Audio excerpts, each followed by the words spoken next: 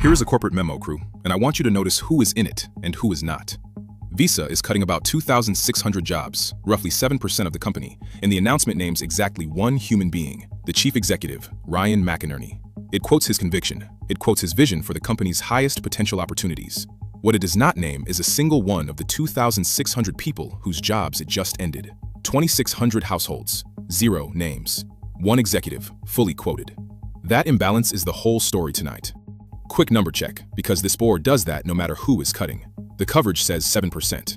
Run it yourself. 2,600 people out of a workforce Bloomberg puts at about 34,100 is 7.62%, which rounds to 8, not 7. To make the cut land at exactly 7%, Visa would need about 37,000 employees, roughly 3,000 more people than it actually has. Does that move the headline? Not an inch. 2,600 jobs is 2,600 jobs. But we say the number the arithmetic supports, so call it closer to 8% than 7. Here is exactly what the chief executive said in his own memo, so you can weigh it directly. Ryan McInerney wrote that he has, quote, deep conviction that we are doing what is right for Visa, our clients and our partners as we continue to focus on driving efficiency across the company in order to reinvest in our highest potential opportunities.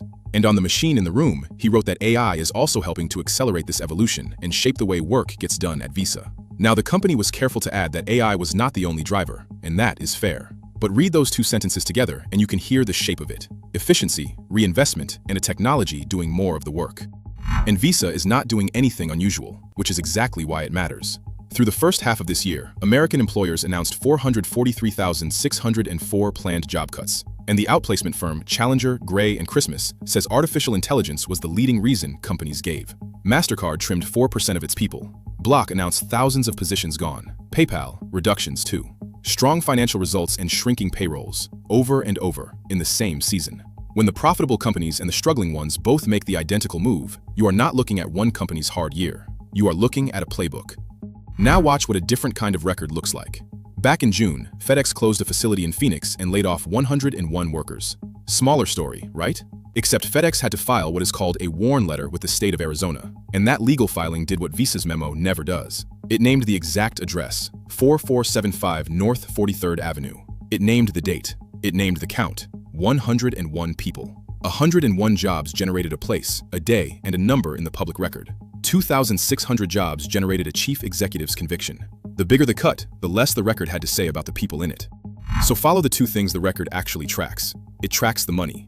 Bloomberg reports the capital freed up by these cuts is meant to flow into Visa's newer bets, its stablecoin, cross-border and business-to-business products. That reinvestment case is documented in detail, and it tracks the executive, fully named, fully quoted, with the stock up about 2% on the news. What the record does not track is the 2,600 households, the leases, the health coverage that was attached to those seats. The gains get a paper trail, the costs get a number and a memo. That, crew, is the imbalance, said plainly. Fair shake, in full. Visa is a profitable legal business, and reorganizing 2,600 roles out of 34,000 is something companies are allowed to do. Nobody broke a law here. All true. And ledger it anyway, because both fit on one board. When 400,000 cuts in 6 months all cite the same reason, and the biggest announcements name the deciders and not the displaced, the public record starts centering the people who make these calls and losing the people who absorb them. So here's the takeaway. Read who a memo names. It tells you who the company thinks the story is about. 2,600 families would like a word in the record. Mind the board. I'm Marcus, and this is Pixel Politics.